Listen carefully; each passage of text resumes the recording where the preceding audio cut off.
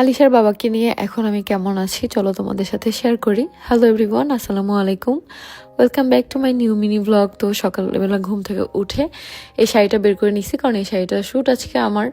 তো তোমাদের ভাইয়ের কিছু পরিবর্তন আজকে তোমাদের সাথে আমি শেয়ার করি। তোমাদের ভাইয়া লাস্ট কয়েক মাস অনেক অনেক অনেক পরিবর্তন হয়ে গেছিল। আমার বিয়ের পরপর যেমন ছিল একদমই তেমন ছিল না, পুরাই অন্যরকম রূপ তার আমি দেখছি। সে কোনো কাজবাজ করতো না, সারাদিন শুয়ে থাকতো, শুয়ে শুয়ে শুধু মোবাইল দেখতো।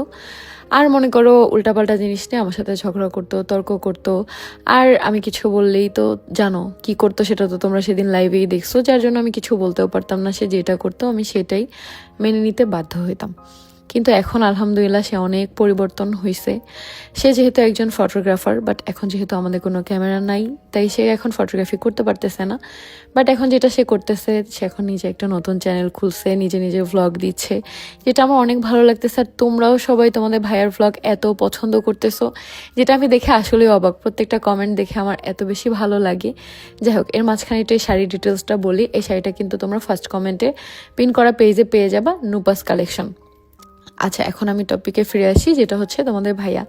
তো ওর চ্যানেলের ভিডিওগুলো তোমরা অনেক বেশি পছন্দ করতেছো, যার জন্য আমি আরও বেশি খুশি যে না, মানুষটা এখন কিছু একটা করতেছে, বা সে নিজের ইচ্ছায় কিছু একটা করতেছে, বা আমাকেও টুকটাক হেল্প করতেছে আমার শ্যুটে। বাট লাস্ট কয়েক মাস শুধু শুয়ে বসেই থাকতো। ও অনেকটা অসুস্থ ছিল, জানো সেটা সবাই, ব্ল্যাক ম্যাজিকের প্রবলেম ছিল, আবার মানসিকও কিছু সমস্যা ছিল, যেগুলো ট্রিটমেন্ট এখনও চলতেছে। বাট একটা কথা আছে না, যে নিজের সুস্থতা নিজের কাছে সবার আগে। মানে সে যদি নিজে মনে করে হ্যাঁ আমি সুস্থ, তাহলে আমি সুস্থ। আর যদি মনে করে আমি অসুস্থ, তাহলে আসলেই সে দেখবা পরের দিন দুপুরে বিছানায় শুয়ে যাবে। তোমাদের ভাইয়ের অবস্থাটা ছিল সেরকম। ওর মনোবল এত বেশি দুর্বল হয়ে গেছিল, নাকি ও কী ভাবতেছিল আমি জানি না। বাট এখনও যেমন আছে, ঠিক বিয়ের পরপর আমি ওকে যেভাবে পাইছিলাম, বা আমি ওকে যেভাবে চাই, আমি না, একটা মেয়ে হাজব্যান্ডকে যেভাবে চায় ঠিক সেরকমইও আছে আলহামদুলিল্লাহ। তোমরা সবাই দোয়া করো আমাদের এই ছোট্ট সুখের সংসারটা যেন এভাবেই সুখে থাকে। আমরা টুকটাক করে করে অনেক দেনাপাওনা দিয়ে দিছি আলহামদুলিল্লাহ। তোমাদের সাহায্যে, অবশ্যই তোমাদের সাপোর্টে আমরা এই পর্যন্ত আসছি। তোমরা আরও আমাদের সাপোর্ট করবা। কয়েক মাসের মধ্যে আমাদের সব দেনাপাওনা শেষ হয়ে যাবে ইনশাল্লাহ। তারপর আমরা ছোট্ট একটা বাড়ি করব, সব কিছুই অবশ্যই তোমাদের সাথে শেয়ার করব। আমি, আলিশা আর আলিশার বাবা, আমাদের সুন্দর একটা সংসার।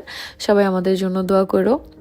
আর এভাবেই আমাদের পাশে থেকো। তোমরা আমাদের তিনজনকে দেখতে অনেক বেশি পছন্দ করো।